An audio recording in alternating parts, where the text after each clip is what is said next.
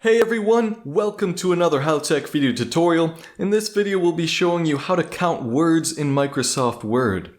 Microsoft Word keeps track of all the words in the document. If you want to access this info and even tell Word not to count footnotes, we'll show you how to do it.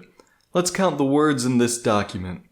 Notice there is a word count in the bottom left. To get more details, click the word count.